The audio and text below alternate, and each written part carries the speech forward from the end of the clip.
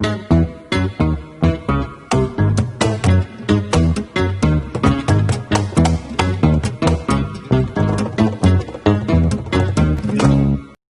a todos, esto es The Pilot por Nación. Ya saben, me pueden seguir en mis redes sociales, en Facebook The Pilot Face, en Twitter To The Pilot, en Instagram In The Pilot y por supuesto a mi canal de YouTube The Pilot Show y también en TikTok como The Pilot Show. El día de hoy estaremos con Rafael Rey, político de amplia trayectoria, y estaremos hablando con él sobre política, historia política y los últimos acontecimientos en el Perú. Vamos a verlo. Bienvenido Rafael Rey a Pilot. Es un gusto tenerte aquí nuevamente, estar aquí contigo, pues después de tanto tiempo, ahora pues en este nuevo formato, en la cuarentena que estamos todos. ¿Y cómo has estado después de tanto tiempo? Muy bien, Milagros. A tus órdenes. ¿Qué tal? ¿Cómo has visto políticamente toda la movida que ha habido y pues este sinfín de noticias, lamentablemente casi todas negativas, el desborde social en Ica, también que hay algún amago del norte? ¿Cómo lo ves? Claro, sí, te entiendo. Pero no, yo acostumbro a llamar pan pan y al vino vino. No es un desborde social, es una estrategia perfectamente planificada por una serie de personas con pensamiento neomarxista. Esto está financiado y planificado desde fuera, de la misma manera en que sucedió en Venezuela en su momento y en Chile en su momento, y que se ha repetido de alguna forma también en Argentina y también en Bolivia. Esto está perfectamente planificado fundamentalmente por el Servicio de Inteligencia cubano. Y en esto han tenido que ver, por supuesto, esos famosos médicos cubanos, 85 médicos, bueno, que no eran médicos además, la mayoría de ellos, sino técnicos, que vinieron, bajo convenio con Zamora, en el que ni siquiera era una ayuda, sino que era una misión que tuvimos que pagar los peruanos a razón de $2.000 que le pagábamos al gobierno cubano en su momento, por cada uno de los voluntarios, entre comillas, que vinieron al Perú, porque no vinieron para ayudar a los peruanos a superar el COVID, ni a atenderlos por el COVID. Vinieron a hacer propaganda y a hacer apología del llamado socialismo del siglo XXI y de la praxis marxista. Lo que ha sucedido en el Perú en los últimos meses y concretamente en las últimas semanas es, por tanto, una planificación de los neocomunistas y concretamente de los seguidores del famoso Foro de Sao Paulo.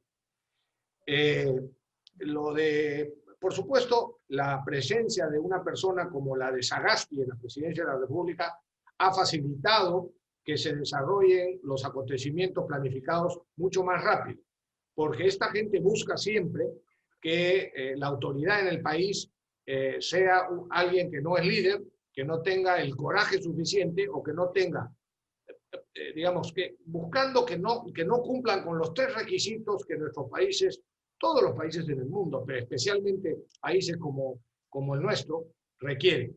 Y las 3 condiciones para que un presidente pueda tener éxito en un país como el nuestro son que el presidente sea, por supuesto, honesto, que el presidente sea una persona medianamente inteligente, es decir, capaz intelectualmente hablando, y en tercer lugar, que sea una persona que tenga coraje, por decirlo delicadamente, por no utilizar otros términos que serían más vulgares. Porque sin honestidad, sin coraje o sin inteligencia, no es posible hacer un buen gobierno en el Perú. Muy bien. El actual presidente, yo no voy a calificarlo si es o no honesto, porque no me consta.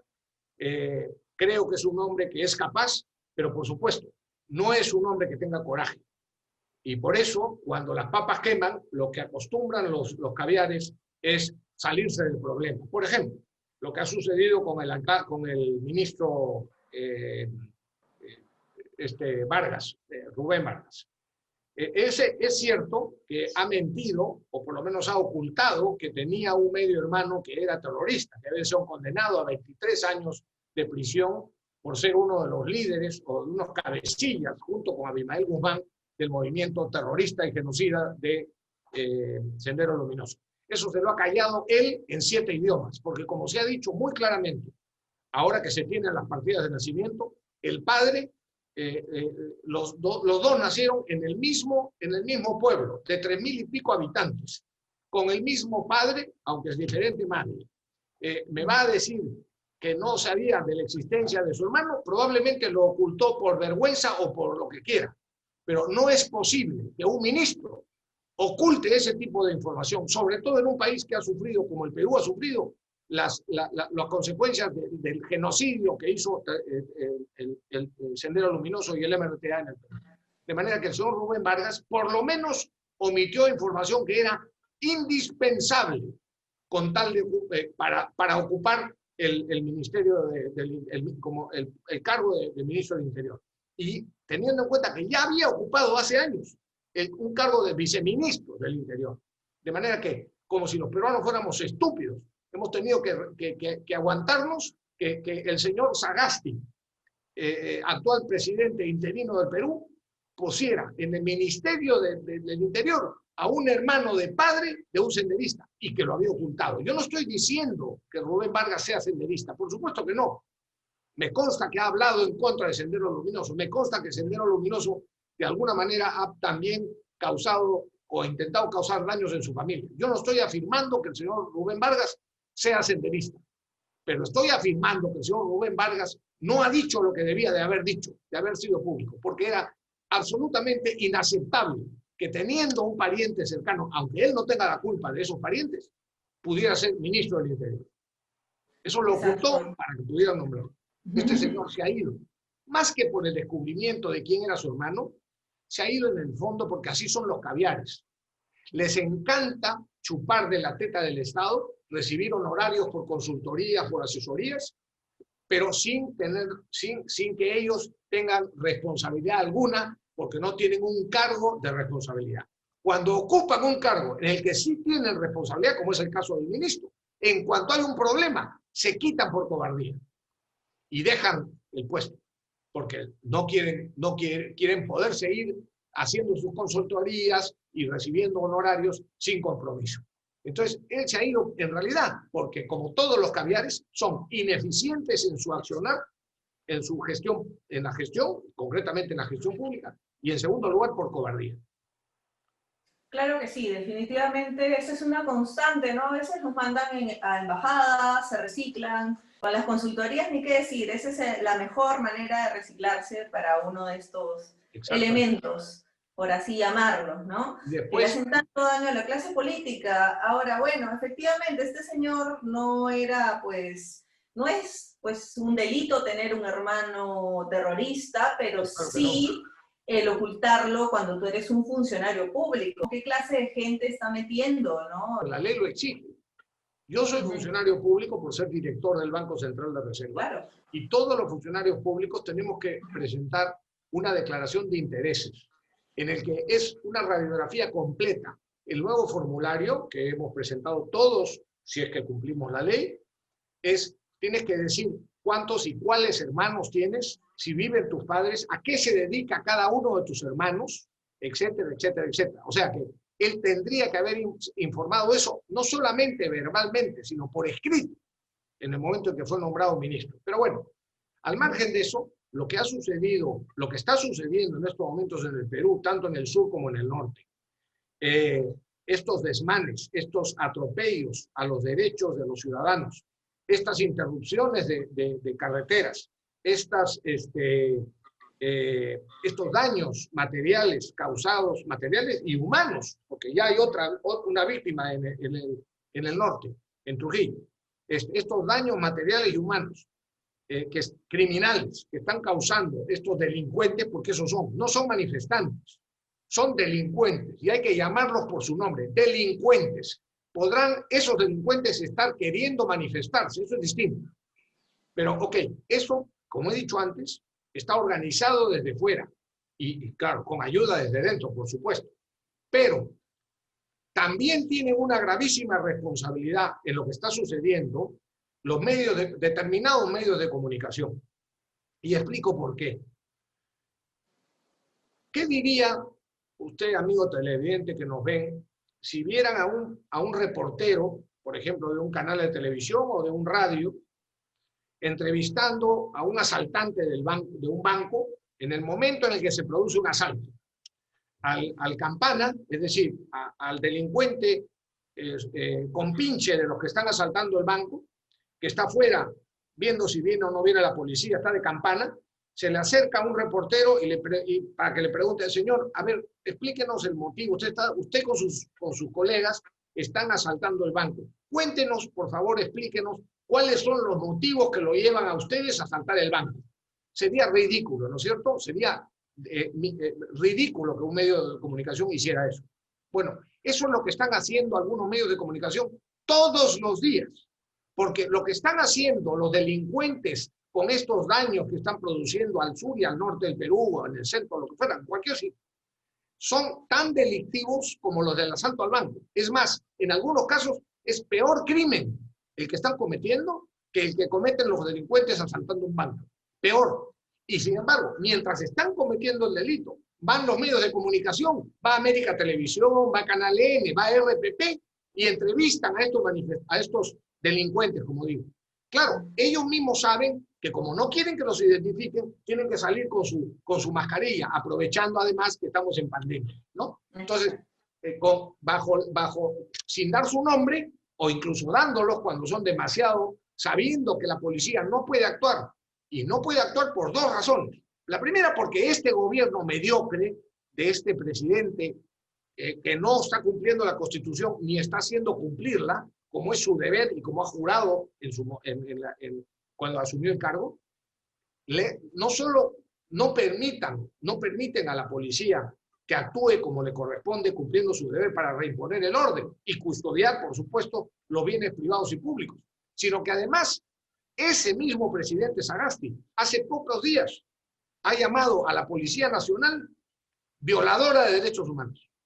Y encima la ha descabezado nombrando a una persona de su confianza, a su amigo, que un año atrás fue ascendido a general de forma fraudulenta e ilegal. Ese, después de sacar a los 18 generales que estaban en el escalafón antes que él, lo sacó para poner a este amigo del señor Vargas y amigo probablemente del señor Sagasti, que además, como digo, fue ascendido ilegalmente hace un año. Bueno, después de hacer eso la policía, encima, públicamente, los ha desautorizado, los ha llamado criminales prácticamente, violadores de derechos humanos. ¿Con qué cara le puede pedir ahora a la policía que no intervenga? Por eso han dado una orden, incluso escrita, yo le he leído, prohibiendo a la policía que intervenga. Cuando un presidente es capaz de hacer eso, está destruyendo el país. Porque sin orden no hay futuro. Sin orden tampoco hay ley. La ley no se cumple sin orden. Son dos cosas que van juntas y para poder funcionar bien. Y en estos momentos lo que él tiene que hacer no solamente es poner mano dura, sino también, en cierta manera, llegar a un punto medio con los manifestantes, porque pues, tampoco es de que de loco se manifiestan, pero tienen que hacerlo con las formas correctas. O sea, nadie les dice que no se manifiesten, pero no tienen por qué interrumpir el libre tránsito, ¿no? Y perjudicar a muchas personas, ocasionar un futuro desabastecimiento y cosas realmente pues malas para la población. Entonces ellos podrían participar de marchas, de lo que quieran, pero sin romper la ley y el orden. Bueno, es que ya está tipificado en el Código Penal que tomar una carretera, bloquear, esto es un delito. Con lo cual, desde el momento en el que unos huelguistas empiezan a cometer un delito que, como repito, está tipificado en el Código Penal, significa que han dejado de ejercer su derecho constitucional a la huelga o su derecho constitucional a la protesta, que lo tienen, porque han dejado de actuar dentro de la ley. Han empezado a incurrir en delito flagrante. De manera que el gobierno, en mi concepto, un gobierno no es que tenga que poner mano dura, es que tiene que tener mano firme, que es muy distinto, para que no se malentienda. La mano firme significa hacer que la gente cumpla la ley. Y si alguien no cumple la ley, se le mete, se le detiene y se le acusa para que tenga un juicio justo. Pero lo que no puede suceder en un país es lo que está sucediendo ahora, que el propio presidente de la República se dobla o le doblan el espinazo para someterse a un diálogo con sinvergüenzas que están actuando fuera de la ley y cometiendo delitos. Aceptar un diálogo como ha aceptado este gobierno, y más aún, aceptar las condiciones de chantaje que le han planteado los manifestantes, es lo peor que se le puede hacer a una democracia. Porque democracia sin autoridad no es democracia. Es simplemente un remedo bobo de una verdadera democracia. Exacto, como en muchos países comunistas, por ejemplo en China hay votaciones, hay parlamento, ¿no? ¿Y de qué les sirve si solamente pues pueden votar los partidos amigos del gobierno y cuando aparece cualquier disidente que ellos no controlan, lo amedrentan, a veces incluso han llegado a haber asesinatos sospechosos, o a veces a los mismos votantes los amedrentan para que no voten por esa persona disidente que no comulga con las ideas comunistas. Entonces hay democracia ficticia, una mentira, y a eso vamos si es que las cosas no se encaminan como deben ser, de la manera correcta, como tú bien lo has señalado. Exactamente. Bueno, por eso yo juzgo que lo que está pasando en el país era perfectamente previsible y solo hay una sola posibilidad de que esto se modifique, que esto cambie. Si es que los medios de comunicación, esos a los que me he referido antes, llegan a entender cuál es su papel y llegan a rectificar su manera de actuar. Porque no puede continuar los medios de comunicación si intentan informar adecuadamente a la gente, entrevistando a gente que hace demagogia o que descaradamente miente en sus afirmaciones, miente. Y como los reporteros y los periodistas que entrevistan un día sí y el otro también solamente a comunistas y permiten que esos comunistas o esos delincuentes inventen la realidad, mientan respecto de lo que la ley establece y no lo contradicen, no lo refutan como es debido, y entre otras cosas no lo refutan porque normalmente los reporteros no están capacitados, no están enterados de lo que dicen las normas o del fondo del tema sobre el que están entrevistando. Y al no estar informados, que es un deber del entrevistador informarse antes de entrevistar a alguien sobre un determinado tema, como no están informados, entonces el entrevistado, en este caso un demagogo o un delincuente, miente y el reportero no tiene capacidad, porque por su ignorancia, no puede desmentirlo, no puede refutar, a pesar de que es evidente para el que sabe un poco que está mintiendo. Entonces, un medio de comunicación tiene el deber de hacerle ver, en el momento de entrevistar a alguien, por supuesto, no puede entrevistar a alguien que está cometiendo delitos, en mi concepto, porque es una falta gravísima de la ética periodística. Pero aún en el caso de que sea una persona pacífica que está explicando algo, el reportero, el entrevistador, tiene que estar enterado del tema de fondo, para que si en algún momento el entrevistado dice una falsedad o afirma algo absolutamente demagógico, poder refutarlo, para que el público oyente o televidente o el lector pueda estar correctamente informado y no quedarse con una falsedad que le ha dicho el entrevistado. Claro, tienen que haber opiniones contrastadas y tiene que haber veracidad, que es al final lo que pues la mayoría de la prensa peruana no tiene, porque está parcializada de acuerdo al gobierno de turno. Ahora hay algo bien interesante que tú dijiste al comienzo, señalaste, el tema de que esto viene del Foro de Sao Paulo, ¿no? El Foro de Sao Paulo, Grupo de Puebla, no es coincidencia que hace poco menos de un mes, justamente poco antes de que inicien las marchas, si la memoria no me falla, Verónica Mendoza se reunió con este señor Pablo Iglesias de España, el Podemita, y con también el nuevo presidente de Bolivia, pues no, que justamente ahí se dio la algarabía de que llegó Evo y se juntaron todos los comunistas en Bolivia, ¿no? Para la asunción de este nuevo comunista. Y bueno, no, hasta se tomaron fotos, salió en el Twitter de estos dos personajes y y es claro que este eje es, en esa dirección va, ¿no? En la dirección del Foro de Sao Paulo. Ahora también ellos tienen, hablando concretamente de Podemos y 5 Estrellas, tienen un escándalo en torno al castrochavismo, al financiamiento, y también tienen un escándalo justamente por una famosa consultoría Neurona. Esperemos que esta consultoría, que tuvo justamente mucho que ver en la campaña de Podemos y de 5 Estrellas en Italia, que son ambos grupos comunistas o protocomunistas, esto tenga algo que ver más adelante, Dios sabe, con Verónica Mendoza. Esperemos que no, ¿no? Pero hay que estar atentos. Sí, pero con más atención que la que se puso, porque acuérdate de una cosa, Verónica Mendoza había escrito en las agendas de Nadine Heredia, había actuado de una especie de secretaria de Nadine Heredia. Y claro, gracias a algunos fiscalillos, figuretis, eso ha quedado en el olvido. Ya nadie se acuerda de que la propia Verónica Mendoza sabía de las cuentas que los sinvergüenzas del matrimonio Humala Heredia tenían en Suiza, etc. Ella está metida en todas esas irregularidades. Pero bueno, eso es lo que sucede en Perú cuando tenemos gente que no persigue la justicia, sino la venganza, simplemente, la venganza política. Ancho para los amigos, angosto para los adversarios o los enemigos. Así de sencillo. Exacto, totalmente injusto. Y aquí hay un tema, ¿no? Ya que estos grupos que han querido jalar agua para su molino, en especial durante las manifestaciones en Lima, concretamente, porque en el resto del país, hay que ser sinceros, no calaron mucho en la población. La población del interior del país tiene sus problemas. Caló. Y son gente que no es ociosa, que no se dedican a marchar porque les pagan pues 50 soles, 100 soles. Ellos se dedican a trabajar.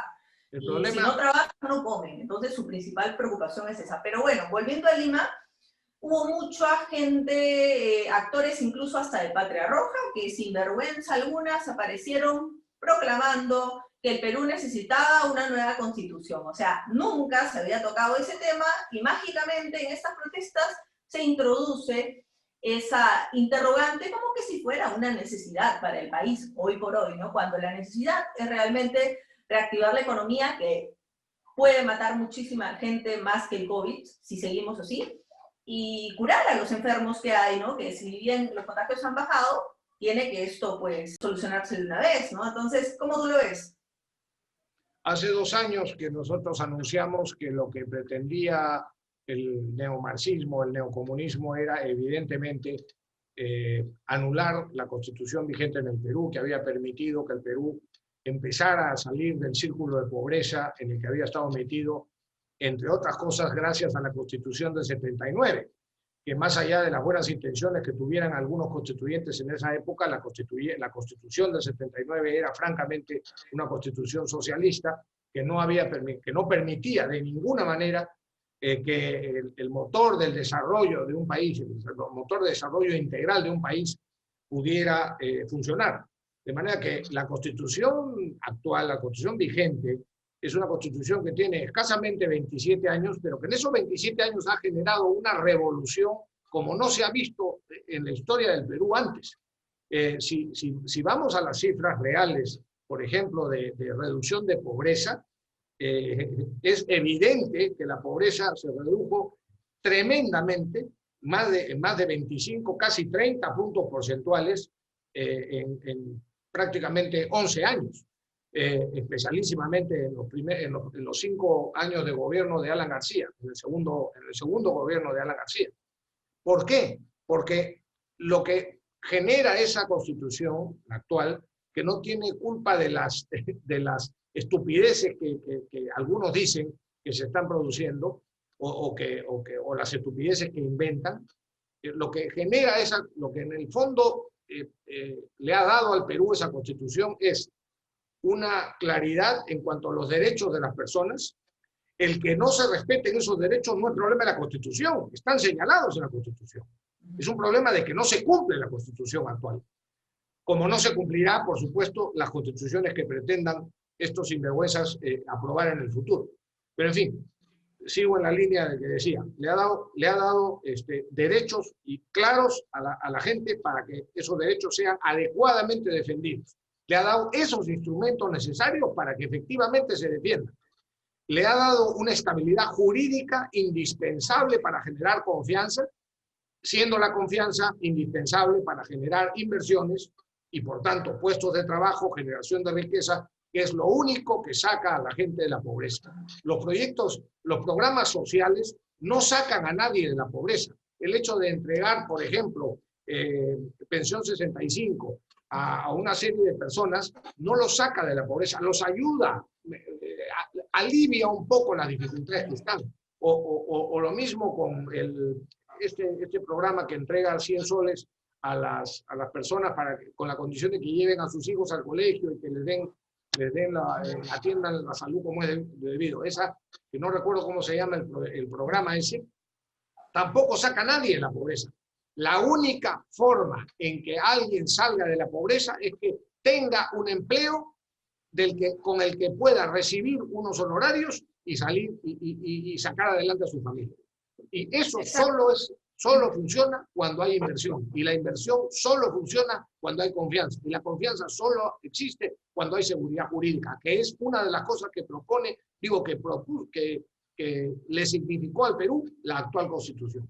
¿Quieren cambiar eso? Claro que quieren cambiar eso, porque lo que les interesa es borrón y cuenta nueva. Les interesa que haya más pobres en el Perú, más ignorantes para poder seguir manipulándolos con la demagogia con la que han actuado en todos los países del mundo y conseguir que el Perú retroceda a los niveles inhumanos de crisis económica y de miseria social a los que ha conducido, por ejemplo, a Venezuela. Exacto, bueno, aquí respecto al tema de las constituciones, yo honestamente trato de ver las cosas en una línea histórica, como tú sabes que a mí me gusta bastante la historia política, y en mi país pues encuentro que no es un tema precisamente de agarrarse contra las constituciones, porque tampoco es que la Constitución del 93 haya inventado la pólvora, ¿no? De hecho, había mucho más inversión en nuestro Perú. De hecho, vino la Ford Motor Company en el año 66, gracias a la Constitución de 1933, que era una constitución a favor. Y bueno, éramos el país número 1 en exportación de harina de pescado. El lugar que tiene hoy China lo tendría Perú, ¿no? Pero vino Velasco y quebró ese orden constitucional, lo pateó, lo hizo trizas y a raíz de eso, en el año 79, en lugar de aplicar realmente la constitución vigente, la constitución que correspondía, que era la del 33, y de repente hacer algunas reformas, modificarla, modernizarla, como todas las constituciones. Hay países que trabajan con su primera constitución, no es un tema de constituciones. Ellos decidieron pues hacer esa constitución socialista, justamente que tú me dices, y que yo personalmente considero ilegítima, porque se dio en un gobierno de facto, se dio, claro, una asamblea constituyente, es muy bonito hacerla dentro de un golpe de Estado, ¿no? Como el de Morales Bermúdez,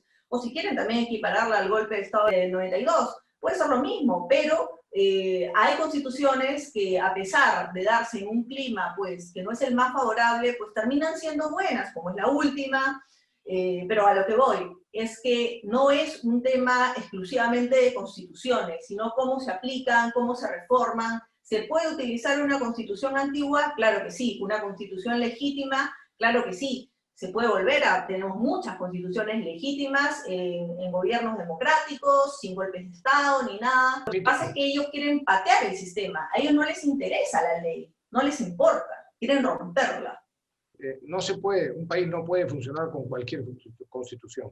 De hecho, con la Constitución del 79 no pudo funcionar y generó más pobreza, como es lógico, porque no daba seguridad jurídica y porque no permitía que existiera la ley de la oferta y la demanda. Te dice con frecuencia que el mercado debe ser libre, que debemos tener un libre mercado. No, señor, no, ahí hay un error. El mercado no puede ser libre. Lo que es libre y debe ser libre es la oferta y la demanda. Cuando no se permite que la oferta y la demanda sea verdaderamente libre, entonces hay posiciones dominantes en el mercado. Y en ese caso no hay mercado libre. Y cuando hay posiciones dominantes y distorsiones en el mercado, porque no se permite, porque los monopolios o los oligopolios no permiten que funcione bien la oferta y la demanda, entonces hay deber moral y por supuesto deber legal según la Constitución de intervenir el mercado. El Estado tiene el deber de intervenir en el mercado cuando el mercado no respeta la libre competencia de oferta y demanda. O sea, también la Constitución actual nuestra no solo permite, sino que exige que el gobierno intervenga en los mercados cuando no existe libertad, verdadera libertad de oferta y demanda.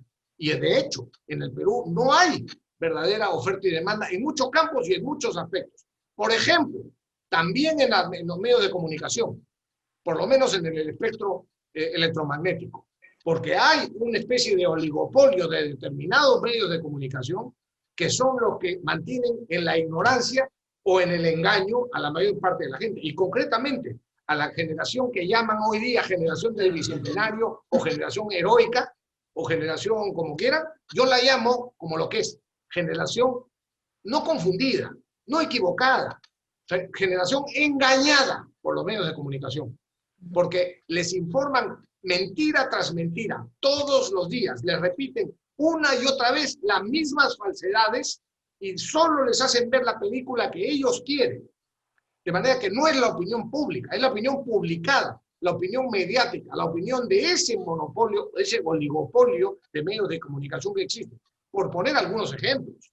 Lo mismo sucede en el campo de las finanzas y en el campo bancario. Hay una especie de oligopolio entre algunos. ¿Por qué? Porque no hay suficiente competencia, porque no está funcionando adecuadamente con libertad la oferta y la demanda, porque nos falta competencia, porque nos falta mercado. Entonces, la solución no es cambiar la Constitución, que no sirve para nada, además. Hasta ahora yo no he escuchado una sola argumento serio de qué es por qué hay que cambiar la Constitución. Más allá ahí está el problema. Sí, ahí está el problema. Y también hay otro problema adicional a la idea soñadora de borrón, cuenta nueva, patear el sistema y una nueva constitución. ¿Quién podría ser un constituyente de nivel a estas alturas? Yo creo que ya todos o la mayoría ya se murieron o ya están ya a punto de morirse. No, habría mucha... No estoy de acuerdo contigo. Yo creo que hay mucha gente capaz en el club. ¿Quién puede ser? ¿Gente de Verónica Mendoza, de Arana? Pues que no son, por supuesto, las personas conocidas públicamente. No estoy hablando de esos políticos ahorita que han desprestigiado la política como lo están haciendo desde hace de varios años. No estoy hablando de ellos. Pero son los que ganarían una asamblea constituyente. El problema es que el sistema político actual está podrido por culpa de los últimos gobiernos que lo han intentado manipular a su capricho. La famosa reforma política del sinvergüenza de Vizcarra, esa generada por la Junta de Notables, la Comisión de Notables, la Junta de Notables que él le vendió al pueblo peruano y que los medios de comunicación también se encargaron de vender como es debido, es una tontería, es un mamarracho, verdadero mamarracho. Y obligaron al gobierno, al Congreso de la época, al anterior a este, que era un poco mejor que este, pero bastante malo también, el de la mayoría fujimorista, que eran, además de unos ignorantes, muchos de ellos unos cobardes, y que terminaron por ceder a un chantaje que les hacían desde el Poder Ejecutivo, simplemente porque no tenían carácter para enfrentarse con la prensa manipulada por el Estado, concretamente por el gobierno de Vizcarra. Por eso digo, las autoridades tienen que reunir 3 condiciones, otra vez, honestidad, capacidad intelectual y coraje. Si falta alguna de ellas, el Perú no tiene futuro. Dale, Rafael, ha sido un gusto hablar de este tema, sobre todo para que la gente joven reflexione las implicancias y pues no se lo tomen a la ligera esto de las constituciones, que investiguen más, que investiguen en qué contexto se dio la del 93, la del 79, que las analicen, y las anteriores, ¿no?, que hemos tenido, y que ellos saquen sus conclusiones propias, si sería viable, cómo lo harían, quiénes saldrían electos en una eventual asamblea constituyente, y si eso le haría bien al Perú, o si es que no, pues quedarse con lo que hay, ¿no? Quedarse con lo que hay y mejorarlo, pues. Bueno, ok. Te agradezco. Dale, te mando un abrazo. Ha sido un gusto tenerte aquí en The Pilot por Nación, Rafael. Hasta la próxima. Chao, chao. Adiós, hasta luego. Si te gustó el programa, no olvides suscribirte a mis redes sociales, en Facebook, The Pilot Face, en Twitter To The Pilot, en Instagram In The Pilot y por supuesto a mi canal de YouTube The Pilot Show y en TikTok también como The Pilot Show. No olvides visitar nuestra página nacionperú.com. Será hasta una próxima. Chau, chau.